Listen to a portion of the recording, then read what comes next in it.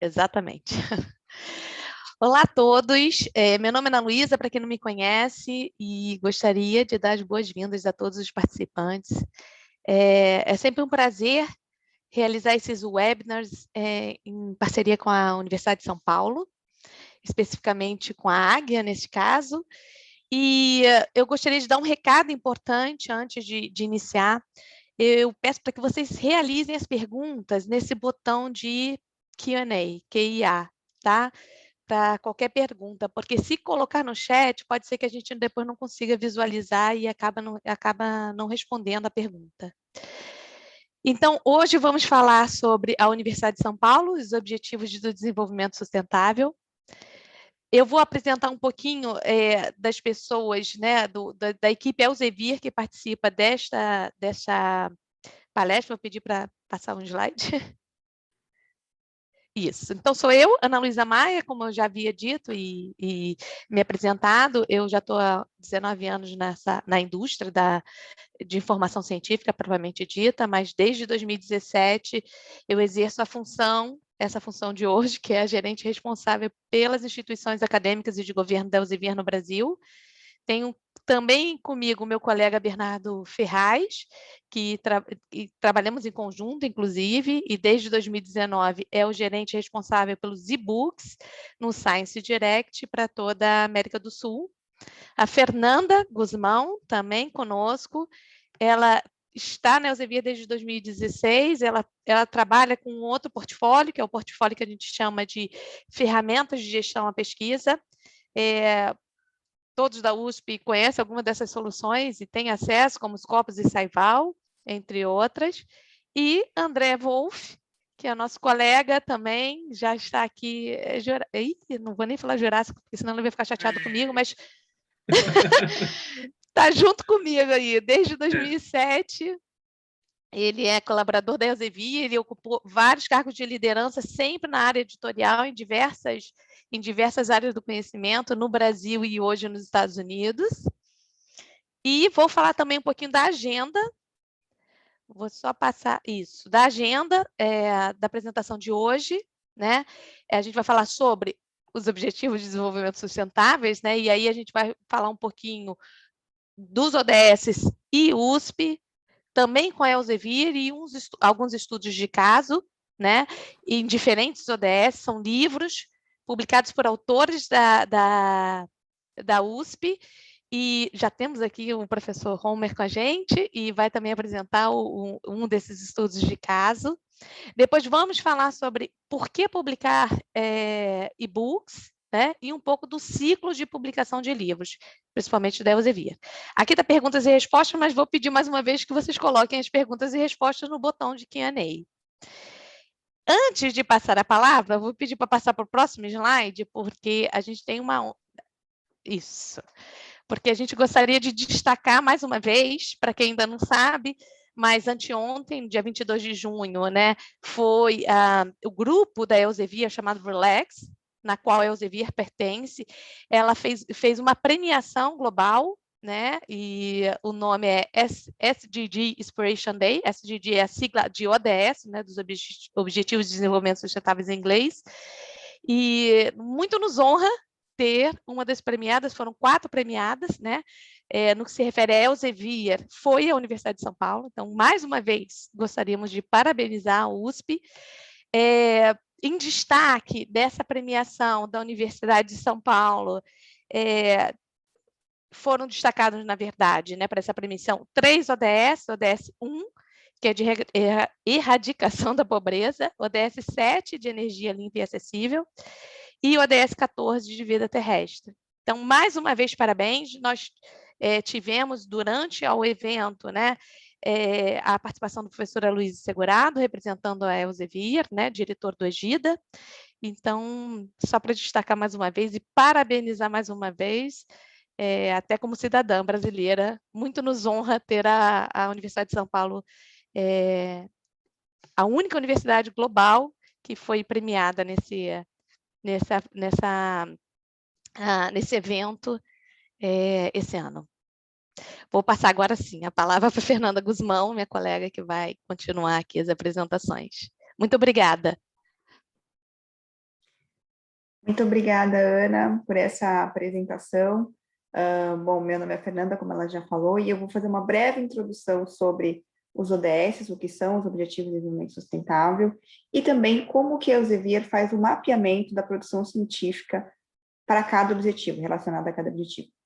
Bom, o que são, então, os ODS, né, que a gente está falando bastante? Os ODS, eles fazem parte da Agenda de 2030, para o desenvolvimento sustentável, que foi adotada pelas Nações Unidas, e 193 Estados-membros em 2015, e ela é um plano de ação, um plano compartilhado para a paz e prosperidade do mundo, pensando também muito na questão da sustentabilidade, né?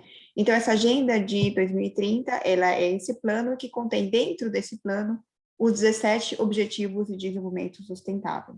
Os objetivos, eles são grandes metas, grandes desafios, mas também grandes metas, que os Estados-membros se comprometeram ou se esforçaram a cumprir até o prazo de 2030. Então, ela é uma agenda positiva de sustentabilidade e ações para a erradicação da pobreza, é um dos objetivos, igualdade de gênero, energia limpa e sustentável, então são todos relacionados a metas para que nós possamos ter um planeta mais sustentável e com maior igualdade. Então, esse é o pano de fundo, né, dessa discussão dos ODS e do desenvolvimento sustentável. São 17 objetivos que se desdobram em 190 e 169 metas mais específicas que os países têm se esforçado para cumprir desde esse prazo de 2015.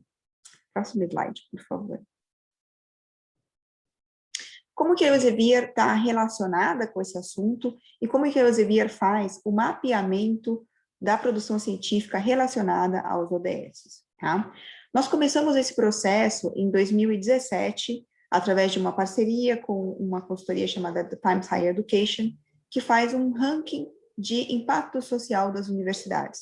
Então, dentro dessa parceria, surgiu uma demanda para que a Elsevier fizesse um mapeamento da produção científica relacionada a cada objetivo.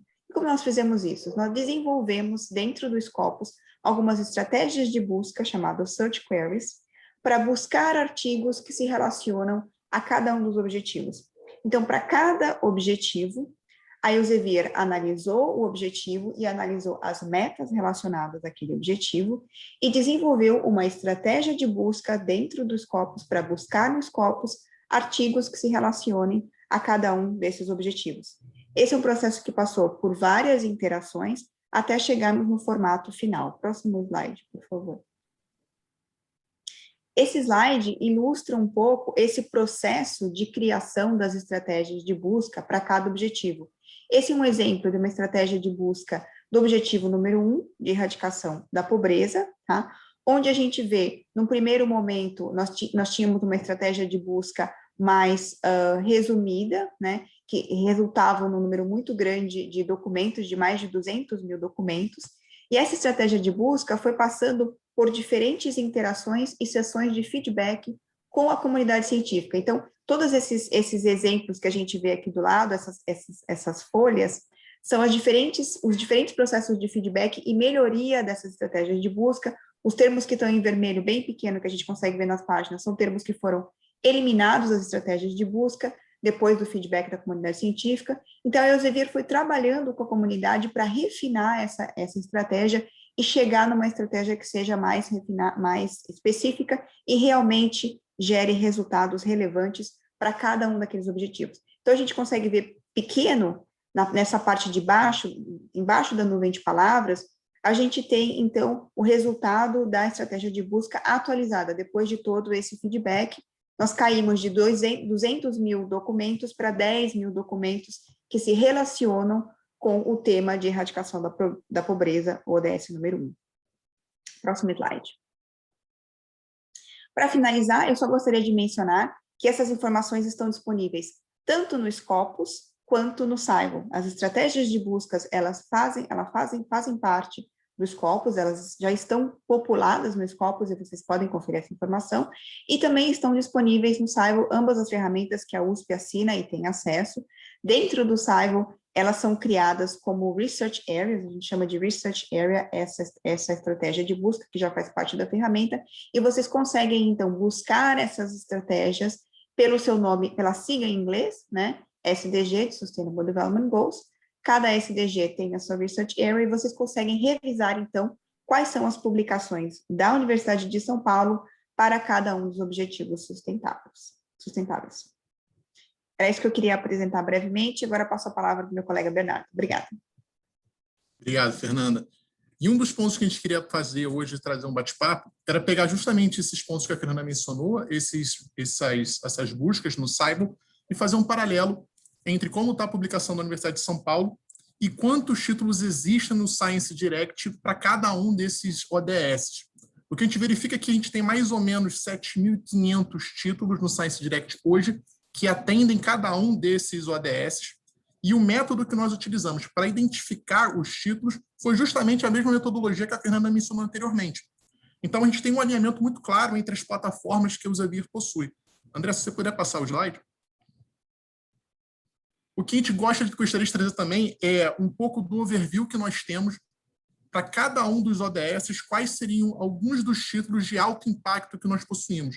A gente tem títulos, por exemplo, com 93 citações e um Field Weighted Citation de 9,22, mas é importante a gente falar que não somente são títulos com um alto grau de impacto, mas a gente também possui títulos em cada um desses ODS.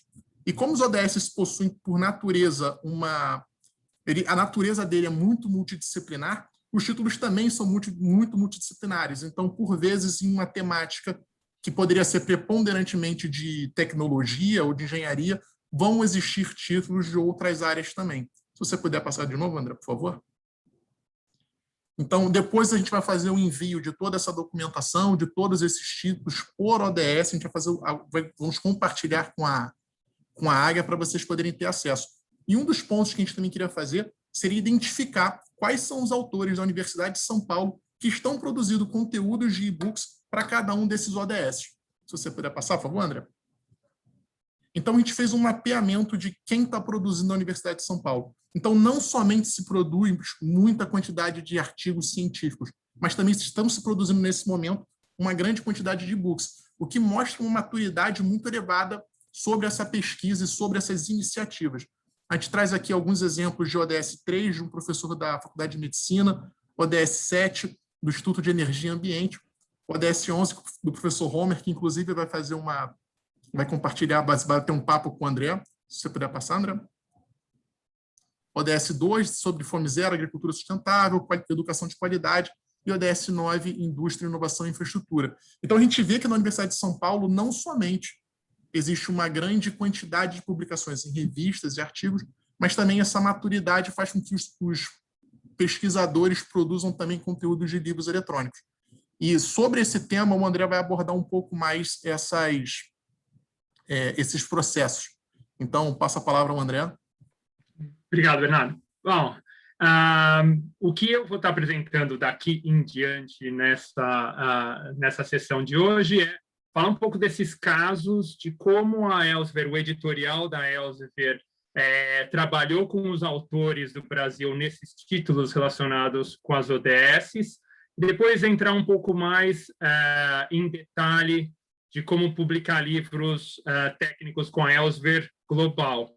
Eu fiquei muito contente de saber que tem pessoas com as quais eu trabalhei aí no Brasil, na época que eu trabalhava com livros-texto em idioma português. A Elsevier não publica mais língua local, e eu tive uma carreira de, acho, 7 anos no Brasil como editor, e depois eu fui transferido aqui para os Estados Unidos desde 2005, e continuo trabalhando com livros, agora talvez um pouco mais focado em pós-graduação e pesquisa do que era graduação no começo.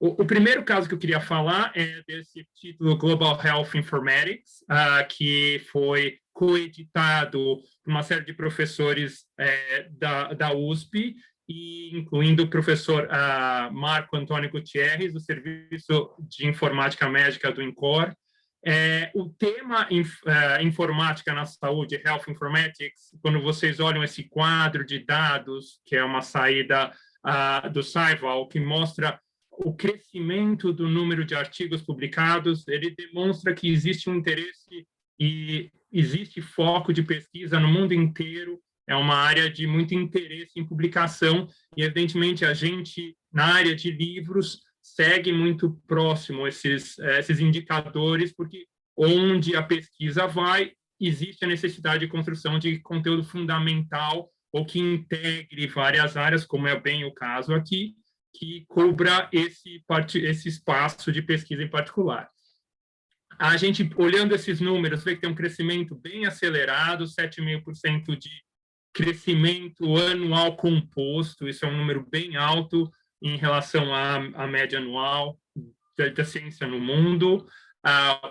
O Field Weighted Citation Impact de 1,4 também é bem importante, porque mostra como a qualidade da publicação nessa área existe em relação ao restante das áreas científicas do mundo. Para vocês terem ideia, a média mundial é 1, e nessa área em particular é 1,4, 40%, assim, é bem significativo.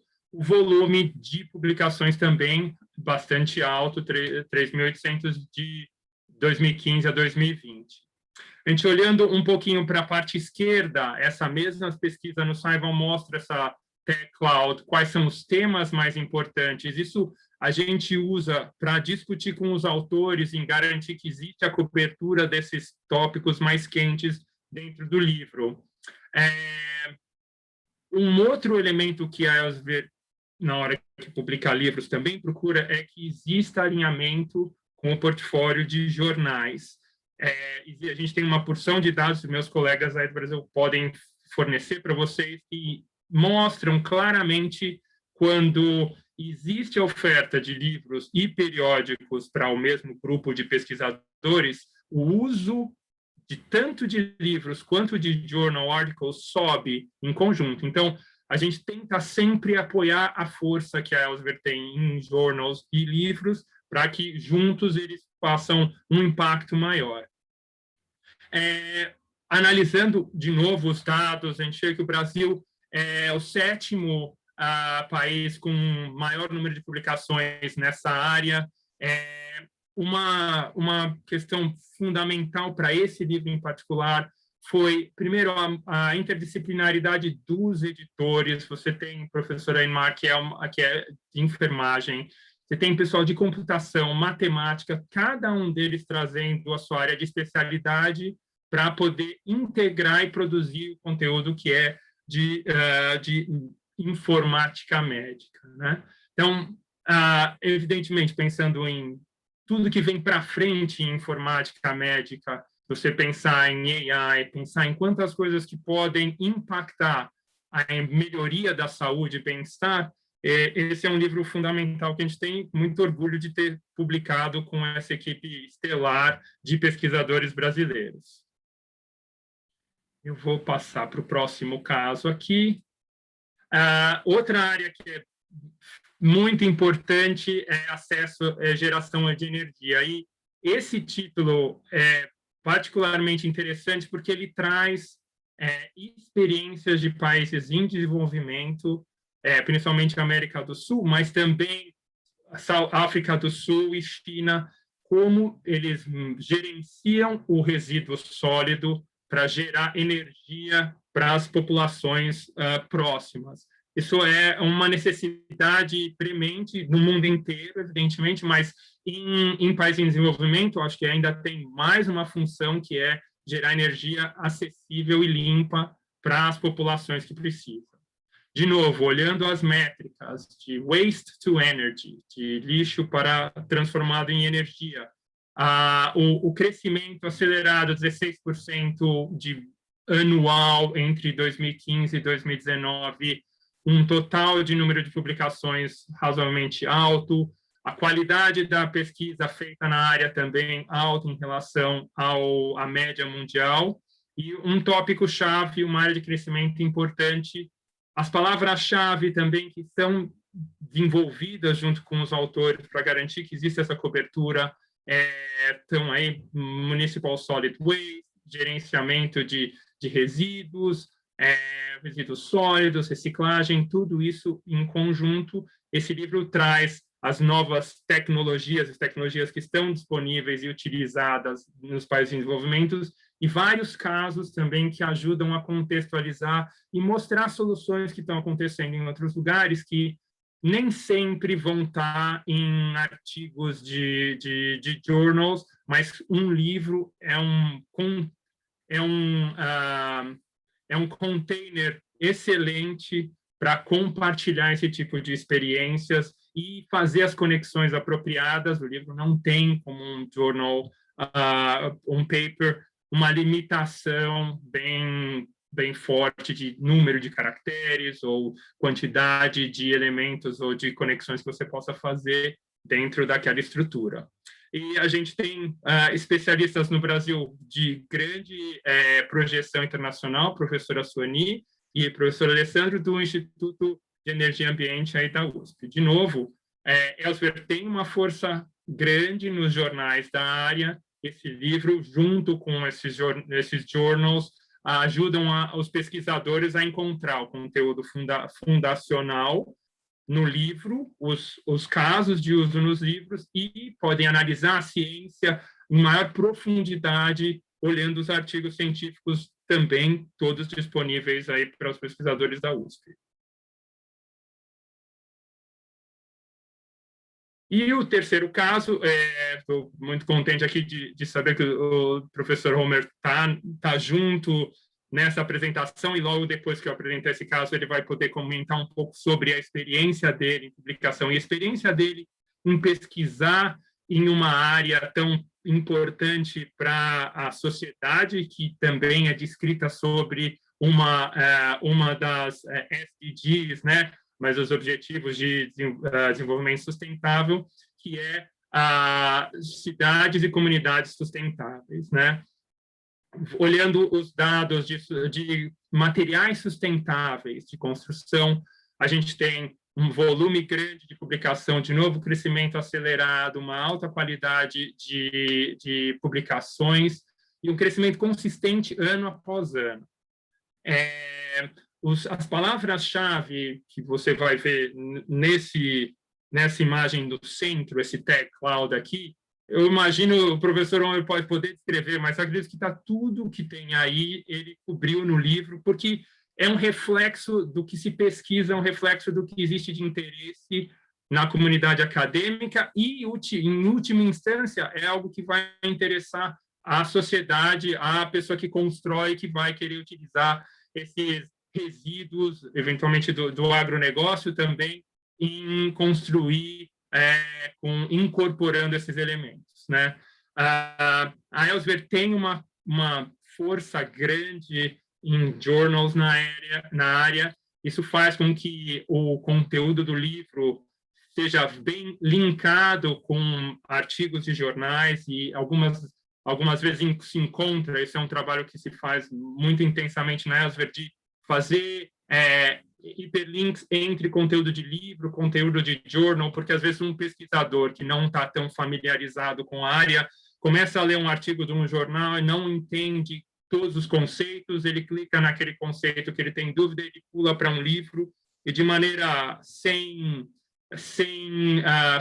fronteira, ele acaba adquirindo conteúdo, a resposta para as perguntas que ele tem, e que ajuda ele a progredir na pesquisa dele. Em vez de ficar somente com a questão, ele encontra a resposta também dentro da base de conteúdos da Elsewhere. Então, esse livro, publicado pelo professor Homer, em colaboração com o professor Juliano e professor Sérgio, com uma rede de pesquisa muito grande, que eu acho que é um dos elementos que ele vai poder comentar aqui, é como esse livro representa toda essa rede de conexões que ele tem, essa rede de pesquisa que eles desenvolveram ao longo de tempo. São 60 anos de experiência que os editores têm combinada dentro dessa área, entender qual o problema, encontrar soluções e publicar e pesquisar. O professor é responsável pelo núcleo de pesquisa em materiais para biosistemas da USP, e o conteúdo trata de materiais baseados em matrizes reforçadas com fibras naturais. Professor Homer, eu acho que se você quiser fazer seus comentários agora, eu tenho no próximo slide algumas dos seus depoimentos sobre como foi o processo de trabalhar com a Elsevier em fazer esse livro ser publicado, mas eu acho que não teria ninguém melhor que você para falar a respeito disso. Ok, André, muito obrigado por essa oportunidade. Muito feliz de poder estar aqui com vocês, participar desse webinar. E em meu nome e dos meus colegas, né, tanto o Sérgio, Francisco dos Santos, o Juliano Fiorelli, agradecer essa oportunidade. Trabalhar, né, em primeiro lugar, com a equipe da Elsevier foi muito interessante a experiência nossa. Primeiro, uma agradável surpresa, né, porque entramos em contato e prontamente já obtivemos uma resposta, preenchemos um formulário de aplicação para o livro, né, com a nossa proposta para o livro, e ficamos muito contentes que a nossa proposta, com alguns ajustes muito construtivos, inclusive, foi aceita, e começamos a trabalhar, né, um grande desafio de trazer colaboradores, como você já disse muito bem, de outras experiências anteriores para esse livro, com 17 capítulos, dividido em 4 partes, sobre essa temática de materiais sustentáveis e não convencionais. Essa colaboração, esse networking, né, essa rede de cooperação, foi realmente um ponto fundamental para nós. Nós sabemos como isso hoje é importante para os pesquisadores, ou seja, trabalharem conectados, mas uma característica muito interessante foi a forma como essa rede de colaborar, a forma diversa, né, de diversos elementos que compuseram essa formação da rede, por intermédio de organização de eventos ou participação de eventos da área, publicações, né, inclusive nos bons journals, né, um dos melhores journals, top journals da área, que estão, obviamente, na Elsevier, e também por intermédio de visitas, né, do grupo como um todo, alunos. E uma outra característica que também, para nós, muito significativa, né, para nós que estamos no Brasil, é conseguirmos fazer pontes, né, de colaboração, que nós chamamos usualmente Sul-Sul, Norte-Sul, ou seja, integrando essa visão dos Objetivos de Desenvolvimento Sustentável sob diferentes prismas, né? Em diferentes contextos, de países mais industrializados, de países em desenvolvimento, e isso foi a construção, a organização desse livro, uma experiência riquíssima para nós nesse sentido, que eu fico realmente satisfeito de poder ter concretizado junto com os colegas, né? O Juliano e o Sérgio, para, vamos dizer assim, mesmo ainda no início, né, como nós estávamos, isso acho que era 2017, dos ODS, como que algo que vai se construindo, né? Ou seja, esse prêmio da USP nos deixa muito contentes, mas é algo que, obviamente, já começou a ser plantado por inúmeras iniciativas da universidade e suas colaborações há bastante tempo. E ficamos contentes que é realmente um caminho frutuoso, né? Um caminho que traz bons resultados para a nossa sociedade e para o nosso planeta. Obrigado, professor. Fico muito contente que tenha dado tudo certo para essa publicação, que seja a primeira de várias. A gente está sempre aberto a receber novas propostas de qualidade como a que vocês trouxeram. Obrigado. Muito obrigado. André, só para fazer menção, o Juliano Fiorelli também está aqui na gravação, ele está como um dos espectadores. Ah, muito bem. Legal, bom saber. O Juliano e o Sérgio estão aí com a gente. Muito bem. Então, eu vou dar sequência aqui na apresentação e vou passar para a parte um pouco mais editorial, mostrar para vocês um pouco do trabalho dos editores, que, como eu, conversam com pesquisadores no mundo inteiro, e a gente, de vez em quando, tem sorte. Eu gosto de provocar um pouco os cientistas do Brasil para continuar publicando com a gente. Eu tenho muito prazer em trabalhar com alguns no momento atual, na área que eu estou publicando, mas eu vou falar para vocês um pouco de como a Elsevier Livros trabalha editorialmente. Eu acho que alguns dos princípios que a gente usa já ficaram claros. A gente usa intensamente as ferramentas bibliométricas que a Elsevier tem internamente. Isso, para a gente, é uma vantagem enorme, porque a gente pode ter acesso a quem são os melhores pesquisadores do mundo, em cada lugar do mundo, para colocar um time editorial junto quando vai querer publicar um livro. Mas a gente também usa um dos princípios da Elsevier que é fundamental, que é entender a necessidade do seu leitor, a necessidade do pesquisador. A gente entrevista, e a gente vai ter um slide a respeito disso, a gente tem entrevistas que a gente faz com pesquisadores, e eu vou falar um pouquinho de uma coisa nova que a gente tem feito como piloto de analisar o padrão de navegação de conteúdo que os pesquisadores usam. A gente tem a intenção de trazer o conteúdo, de fazer ele integrado com journals e livros para que os pesquisadores tenham acesso instantâneo às respostas para as perguntas que eles tenham no caminho deles para desenvolver a pesquisa, para chegar no resultado que eles querem, seja entender um método, um processo que foi usado para determinado experimento, seja entender os fundamentos. Tudo isso são elementos que a Elsevier tem dentro do conteúdo dela e que, com a aplicação de tecnologia, ajuda a extrair e tornar mais fácil para o pesquisador encontrar. Okay, então, por que publicar um e-book? Eu acho que o professor Homer já deu algumas ideias boas a respeito, e o que eu vou falar um pouquinho aqui é como o conteúdo fundacional de livros e a pesquisa original de journals trabalham em conjunto para oferecer para pesquisadores um caminho sem interrupção entre entender o fundamento, conseguir conectar as partes fundamentais de duas áreas distintas e depois seguir adiante, lendo e entendendo a pesquisa primária que você vai encontrar nos journals. Então, os livros, uma das primeiras coisas que eu converso com meus autores, eles têm que entender, e evidentemente eles entendem e sabem, que um livro não tem a velocidade de acompanhamento da ciência que o journal tem. Então, o journal, tudo bem, vamos pensar que entre submissão e publicação, vamos lá, 4, 6 meses, pode ser, varia dependendo do journal e do que for requerido em termos de adaptação depois do peer review.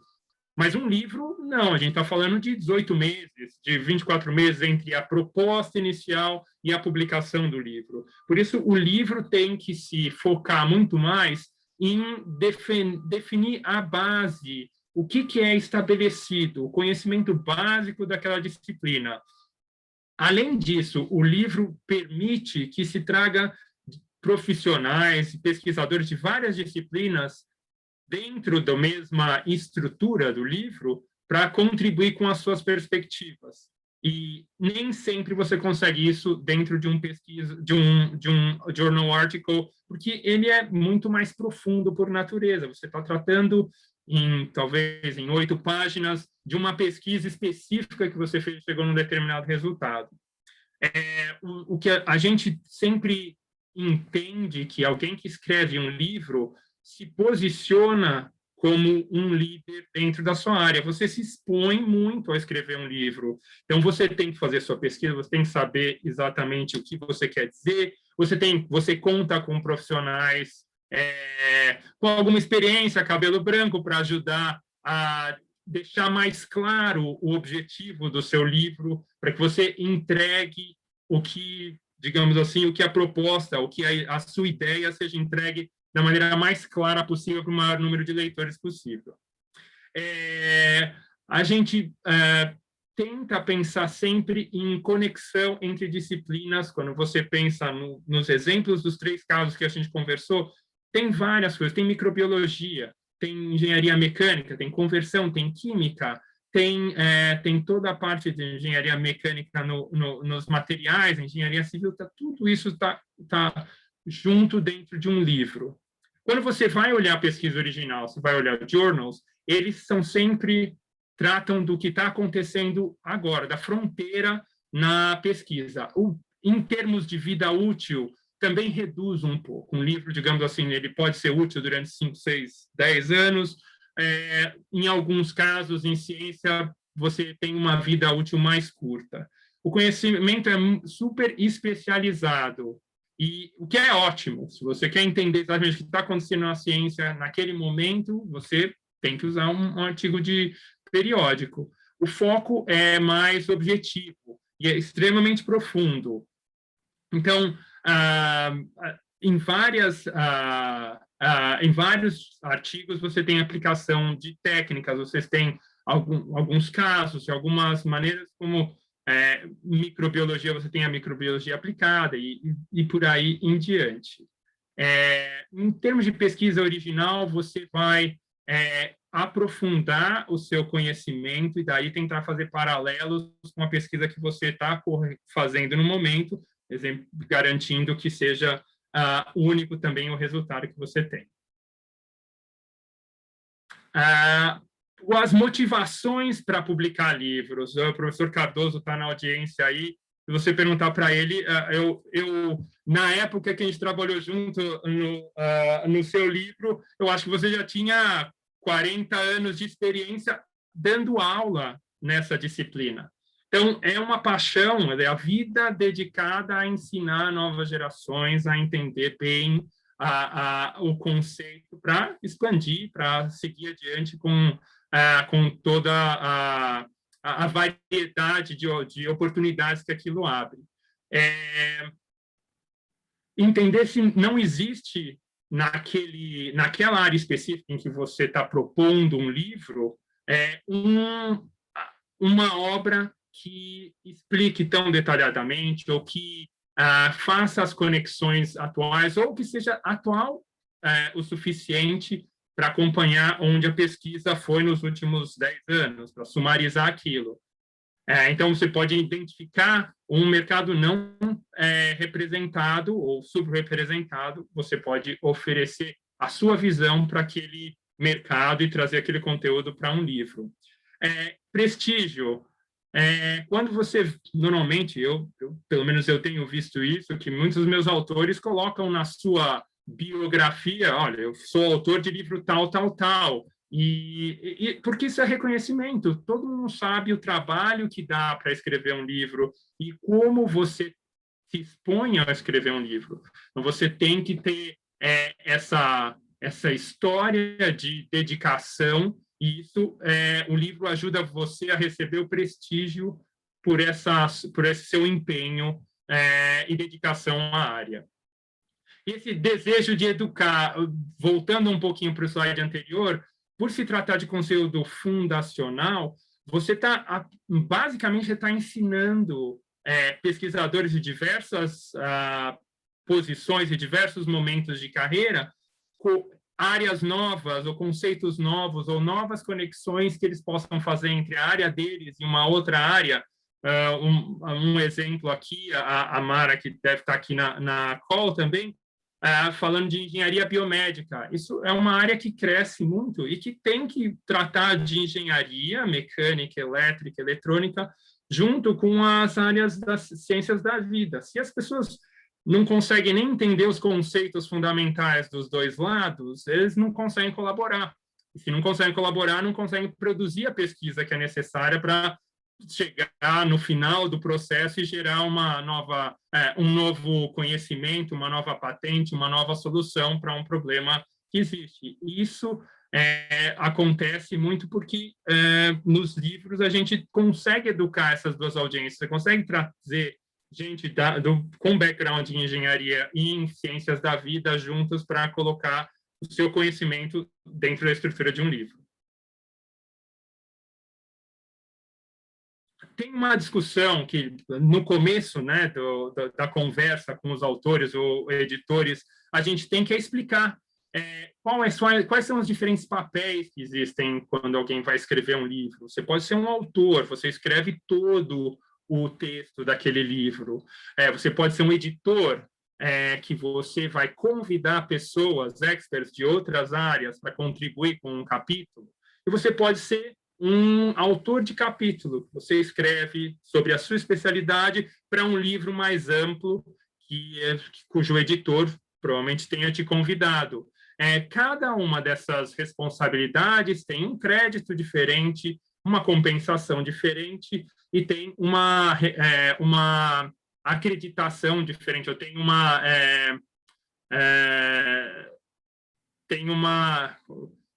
uma citação, digamos assim, um potencial de citação diferente. A gente falou um pouquinho das citações dos livros também. Quando você escreve uma proposta para a Elsevier, uma das primeiras coisas que a gente vai discutir é: você quer ser editor, você vai ser o autor, qual é o papel que você quer desempenhar nessa obra? Uma das coisas que eu tenho muito orgulho em relatar é o processo e o tipo de ferramentas que a Elsevier usa para determinar a estratégia para aquisição de conteúdos, né? Você pode imaginar que minha área hoje é ciências farmacêuticas. Eu poderia procurar qualquer conteúdo que tenha a ver com ciências farmacêuticas para publicar. Como é que eu priorizo? Como é que eu sei que eu estou fazendo o melhor investimento do meu tempo, dos recursos da editora e também do tempo do autor para causar o maior impacto possível? Para conseguir resolver esse problema, a gente usa várias ferramentas, algumas que a gente já conversou aqui. A gente usa Scopus para descobrir o volume de publicações, quais são os autores mais relevantes, quais são as instituições mais relevantes também, que publicam naquela determinada área. Quando a gente vai fazer uma pesquisa mais ampla, eu quero descobrir quais são os tópicos de prominência associados com farma, e quais são os autores mais importantes, quais são os artigos mais citados. Eu entro no Scival e tenho uma visão completa e profunda de cada um desses tópicos e posso criar as minhas áreas de pesquisa lá, como a gente sempre faz. A gente olha muito o Science Direct porque a gente acessa o conteúdo de livros que foram publicados anteriormente, acessa os artigos de cada área, para a gente ler pelo menos o abstract, entender um pouco de que cada um desses artigos bem citados dentro de uma área que me interessa publicar, o que eles estão dizendo, entendendo aquilo já me põe em uma posição mais favorável para ter uma conversa que se desenvolva bem com um pesquisador da área. E o quarto elemento que a gente inclui dentro de ferramentas é o insight de clientes e de usuários de conteúdo. Então, a gente tem um processo de entrevista a leitores, a pesquisadores, que é o Voice of the Customer, e a gente também se beneficia de vários outros recursos de pesquisa que a Elsevier tem para todos os ambientes que elas têm. A gente participa de eventos também, então a gente interage, vamos lá, né? A gente sabe, isso aconteceu até 2019, vai voltar a acontecer agora em 2022. A gente ia para eventos e tinha relação e tinha contato com uma rede grande de clientes, de leitores que vão dizer para a gente: olha, meus alunos não estão mais lendo isso, eles estão lendo aquilo. Ou a gente vai numa sessão de uma conferência e vê que tem gente saindo pela porta, que aquele tema é muito interessante, muito bom. As pessoas que estão falando lá são muito boas, atraem um volume de pessoas grande. Todos esses elementos entram juntos na hora de definir a estratégia aqui. Então, a gente consegue encontrar esses termos mais importantes, posicionar eles dentro desse mapa de disciplinas, identificar quem são as pessoas-chave para, no momento que a gente define a nossa estratégia, conseguir ter um alcance para esses pesquisadores que a gente quer conversar no Brasil e no mundo. Uma outra vantagem que eu vou dizer em geral é que normalmente o nome Elsevier está associado a produtos de qualidade. A gente conhece várias editoras ao redor do mundo que têm boa intenção ou que têm bons times, mas cujo nome não tem a mesma presença global que a Elsevier tem. Então, isso atrai também pessoas que pensam, poxa, eu quero publicar com a Elsevier porque eu sei que meu livro vai estar no Science Direct, que vai estar disponível para um número enorme de instituições ao redor do mundo, e a Elsevier é uma boa companhia para se publicar. Esse aqui é o slide que a gente fala um pouco de como a gente conversa com os nossos leitores. Então, todos os editores da Elsevier têm uma tarefa anual de entrevistar um número de pesquisadores, e normalmente a gente pede para que se entreviste pesquisadores que estão no começo da carreira, porque eles vão mostrar para a gente não só o que é importante hoje, mas se eles progredirem na carreira deles, a gente vai entender também o que vai ser importante para o conteúdo continuar sendo relevante amanhã. E com isso a gente aprende como eles gerenciam o tempo, como eles interagem com o conteúdo, o que chama a atenção deles e faz com que eles, dentro da navegação deles, pare para ler um artigo, um capítulo, ou entender mais de um conceito. Uma coisa que a gente começou a fazer esse ano de forma experimental ainda como está todo mundo fazendo remotamente, a gente pede para os entrevistados aceitarem que a gente grave a navegação deles em conteúdo. Então, eles entram no Google, que seja, onde eles começam a pesquisar conteúdo, eles entram as keywords que eles querem descobrir conteúdo para, e daí vão navegando até eles encontrarem um artigo ou um capítulo de livro que seja interessante para eles. E a gente consegue entender, através de observação daquela navegação, quais são os elementos que atraem mais a atenção do usuário e fazem com que ele leia. A nossa intenção, como a intenção de qualquer autor, é que o conteúdo que você coloca no livro seja útil, seja lido, impacte alguém a entender melhor, a fazer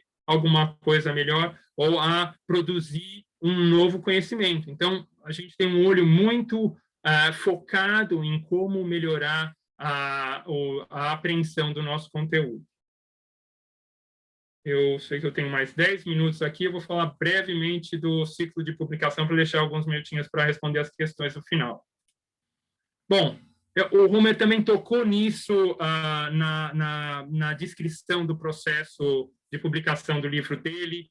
Então, em primeiro lugar, tem uma proposta. A proposta editorial tem campos, é um padrão. Ela diz, por exemplo, qual é o objetivo desse livro, por que esse livro é necessário.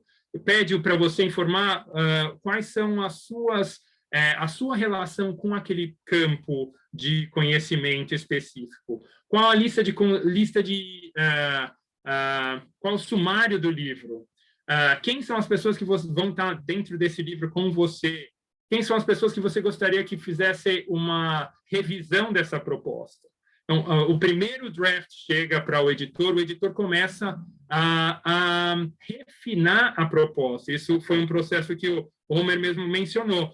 O autor ele tem as suas ideias sobre a proposta. O editor, apesar de não ser especialista na área, ele sabe de alguns elementos que, por pesquisa com os leitores, por experiência de ter publicado outros livros que deram certo, ele tem alguns outros elementos que ele traz para refinar a proposta. Até chegar no momento em que ambos estão satisfeitos com a proposta e a proposta é enviada para peer review, a gente procura pesquisadores em boas instituições ao redor do mundo para dar feedback para a gente na Table of Contents, em quem são os autores, se está de acordo, se existe interesse no tópico, o que mais deveria ser abordado, o que deveria ser eliminado da proposta.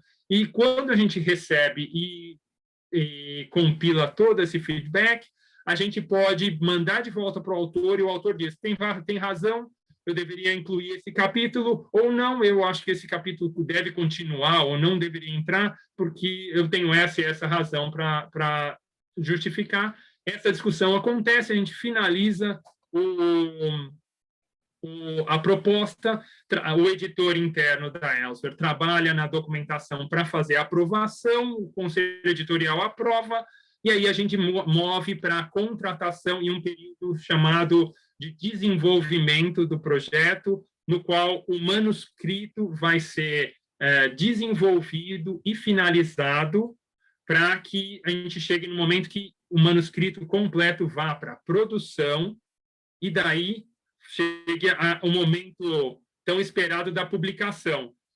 A publicação que no meu começo de carreira era, né, o livro chegar a um container da gráfica. Hoje isso mudou muito, o livro eletrônico fica disponível praticamente ao mesmo tempo do livro impresso, e aí você tem distribuição global, e a distribuição global não é a distribuição física, pensando aí em desenvolvimento sustentável, a gente não fica imprimindo toneladas de livro, movimentando, emitindo gás carbônico para a atmosfera.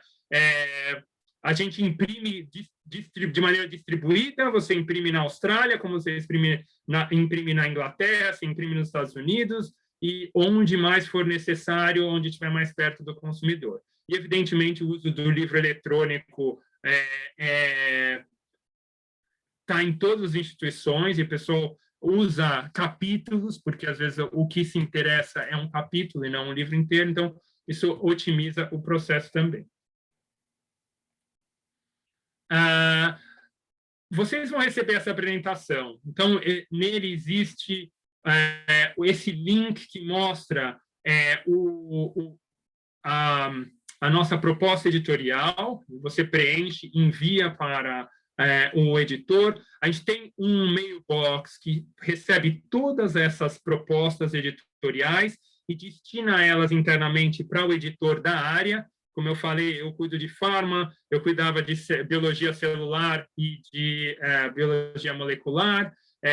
Eu sei quem são meus colegas. Se chega uma proposta para mim que não tem tanto a ver com a minha área, eu passo para o meu colega que que tenha a estratégia daquele particular área de pesquisa, e a gente vai fazer com que essa proposta chegue na mão de quem é responsável por isso.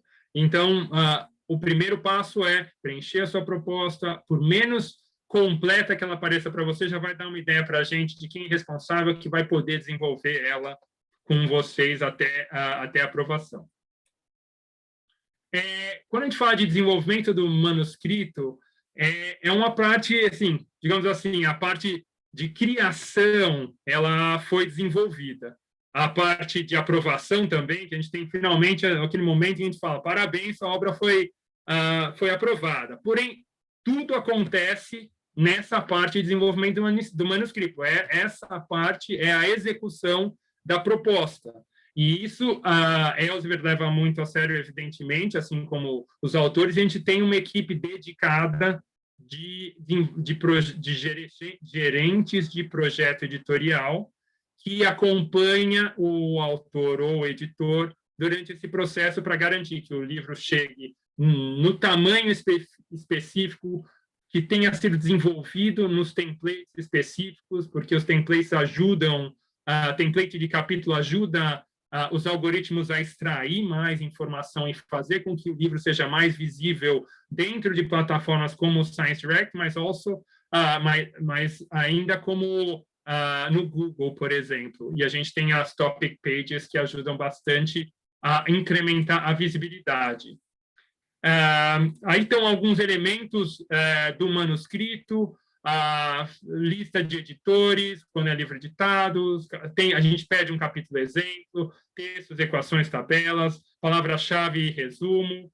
a arte, a gente é muito estrito com relação a permissões para material que já tenha sido publicado anteriormente, a capa, a quarta imagem, e daí tem todas as partes do caderno zero que entram no momento posterior. Quando o livro entra para a produção, e eu tenho 2 minutos, na verdade, a gente faz copy editing, tem a vista de prova, é preparado o índice e o processo, e o livro vai para a impressão. A parte da produção varia entre 4 e 7 meses, depende do workflow, depende do tamanho do livro. Tem impressão tradicional, o livro, na maioria dos casos, é impresso sob demanda. Os livros são disponíveis em maneira eletrônica na Elsevier Store e em parceiros como Amazon, como Google e Apple. E o conteúdo é indexado no SciVal, Scopus, Science Direct e Web of Science também. Eu falei brevemente, e eu não tenho tanto tempo assim para falar, mas a gente comentou que, usando templates, você consegue extrair partes daquele conteúdo que são relevantes e que respondem a uma pergunta. A Elsevier consegue fazer isso e disponibilizar essas páginas de maneira gratuita para toda a comunidade acadêmica que tem interesse. Então, se procurar Agricultural Waste, vocês vão ver, por exemplo, uma dessas topic pages que tem links para livros e artigos acadêmicos, e partes deles definem bem a área. Essa é uma das ferramentas que atrai o maior número de usuários para dentro do Science Direct. 13 milhões de visitas por mês de pessoas olham essas topic pages e daí movem para o Science Direct.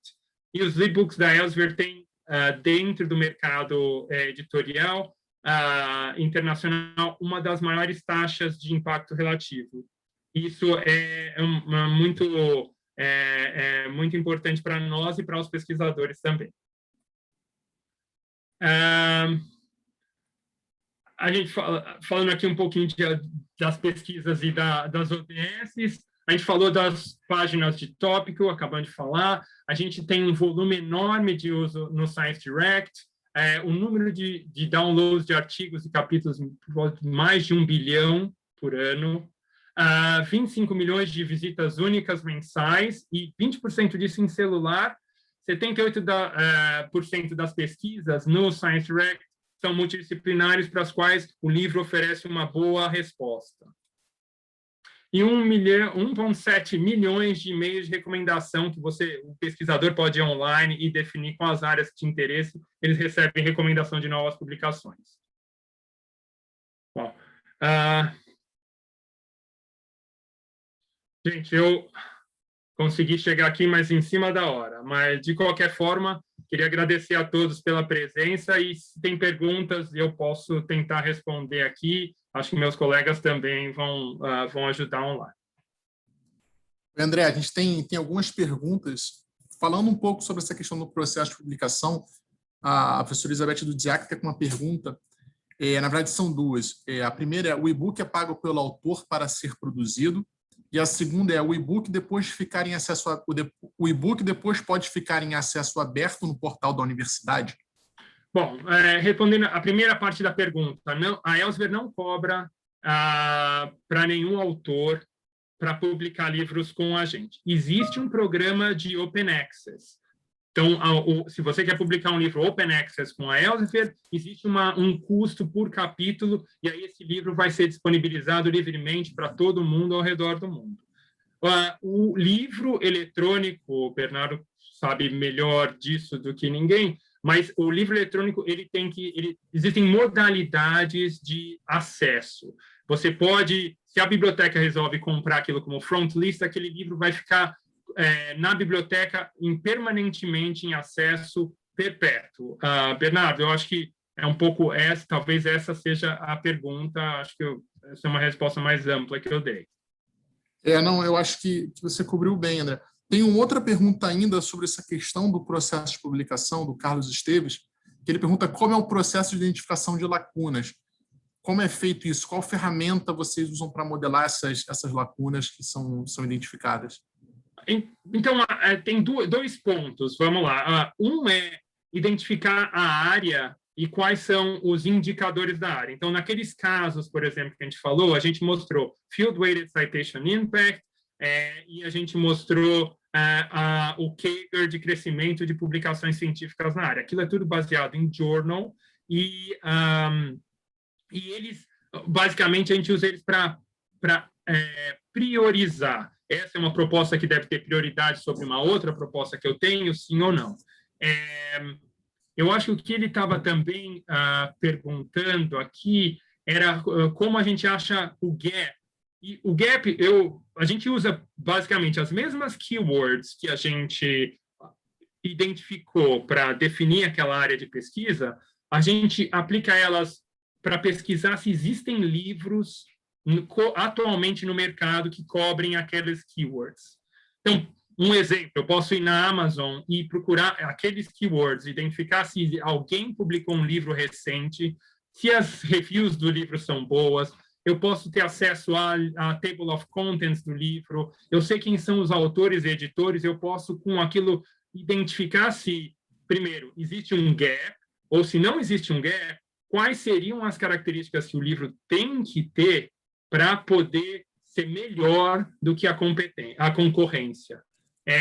Eu acho que isso, a Mara ou qualquer outro editor pode falar para você, eu não acho que não ter concorrência é razão para você publicar. Se não existe nenhum livro, você deveria publicar. Eu acho que hoje em dia é difícil você encontrar espaços em que não existe nenhum livro que cubra. Ele pode não cobrir tão bem, ele pode não ser tão atualizado, ele não pode ter a perspectiva que você quer dar para o seu projeto. Mas, na maioria dos casos, você tem concorrentes que não diretos, indiretos. E pode ser também que você tenha um concorrente que não seja um livro, seja um site, seja um canal do YouTube. E tudo isso tem que ser considerado para que, se a gente vai mover adiante com o projeto editorial, que ele tenha uma proposição única que complemente tudo aquilo que tenha disponível no mercado naquele momento.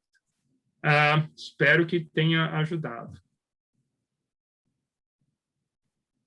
Não, ajuda sim. André, uma outra pergunta também, talvez o professor Homer também possa ajudar, é quando um pesquisador está fazendo um desenvolvimento sobre uma temática, como ele consegue relacionar essa temática que ele está fazendo com os ODS? A gente tem um caso aqui no Q&A, tem uma pergunta da Kate, que ela está fazendo uma produção sobre espaço urbano, loteamento de condomínios fechados, e como é que ela poderia, ou, professor, como é que você pode compartilhar, como é que você partiu do seu tema para correlacionar com algum ODS? Como foi feito esse trajeto? Sim, boa pergunta. Mais uma vez, boa tarde. Você tem ali uma ampla gama de temas, acredito que esse tema que está sendo trazido bastante pertinente para um dos ODS e que tem algum impacto sobre a comunidade. Isso, acredito que é bastante fácil, em muitos dos temas de pesquisa que nós abordamos, encontrar essa correlação. Inclusive, nós fizemos isso de duas maneiras complementares, ou seja, nós identificamos ODS com os quais nós tínhamos uma maior proximidade direta, mais intensa, e outros vamos dizer assim, indiretamente também com algum tipo de correlação, né? Isso também é possível você conseguir identificar nos temas correlações mais intensas, mais diretas, e outras um pouco marginais, mas que nem por isso deixam de ser complementares, uma vez que esses ODS também a gente percebe uma transversalidade, né? Ou seja, uma ligação entre eles, uma conectividade entre eles, o que é muito bom, o que nos ajuda muito também na abordagem de uma obra. Obrigado, professor. Bernardo, eu queria responder aqui a Elizabeth. Ela pergunta sobre se um livro sobre Cerrado ou Caatinga seria publicado. O que eu diria em maneiras bem gerais, assim, primeiro, pensar no ambiente global, qual seria o interesse de pesquisadores sobre o assunto? Uma sugestão poderia ser que outros ambientes ou ecossistemas semelhantes existem ao redor do mundo e tentar colocar uma rede de pesquisa, pessoas que possam contribuir com capítulos para aquele livro. Uma outra maneira de se pensar seria que aquele determinado ecossistema, aquele determinada área geográfica contribui unicamente para diversidade em vida, para soluções para o aquecimento global, por exemplo. Então, uma das coisas que eu estava pesquisando aqui, uma época eu cuidava de animal science aqui, é que com o aquecimento global você começa a ter áreas no sul, por exemplo, dos Estados Unidos, que tem uma incidência maior de mosquitos, que você tem uma incidência maior de doenças tropicais. Então, pensar que com o aquecimento global você vai ter mais áreas se tornando semelhantes ao cerrado, por exemplo. E o que isso vai significar para a agricultura, o que isso vai significar para o ambiente urbano, para a qualidade de vida das pessoas, para a saúde, para desenvolvimento econômico. E todos esses elementos podem ser compostos dentro de uma proposta para que mantenha ela atrativa para você como autor ou editor, para a editora como projeto e para a comunidade acadêmica que vai estar lendo. Bom, eu acho que nós conseguimos já cobrir todas as perguntas que estavam no Q&A. Se alguém tiver alguma outra dúvida, por favor, pode incluí-la nessa ferramenta. Do contrário, eu acho que a gente chega ao fim. Já ultrapassamos aqui o tempo em 9 minutos, mas, mais uma vez, agradecer muito ao André, ao professor Homer, a Fernanda, a Ana, que participaram, também toda a equipe da Água, a professora Elizabeth, que nos ajudou muito, o Valdo, enfim. E também reforçar que, nesse momento, todos os alunos da Universidade de São Paulo, vocês estão com acesso no Science Direct a maior parte dos livros que existem lá do Elsevier. Então, vocês estão com acesso a uma coleção chamada All Access e, junto com a utilização das revistas, vocês vão conseguir ter um fluxo de pesquisa quase que ininterrupto. Bem, obrigado, Bernardo. E os e-mails da gente estão todos aí. Quem quiser entrar em contato direto, fica à vontade. Então, tá. Então, professor, se quiser dar as últimas palavras. Sim, mais uma vez agradecer e incentivar mesmo os colegas a uma experiência muito interessante, esse trabalho em conjunto com a Elsevier, uma equipe fantástica, muito prestativos, profissionais, que permitem que, como autores ou organizadores, a gente foque no objetivo real, que é a formação dessa rede, ou seja, os peer reviews, enfim. Muito bom mesmo. Muito obrigado e parabéns pelo trabalho de vocês. Obrigado, então. Então, excelente tarde, excelente final de dia para todos. Obrigado. Tchau, tchau.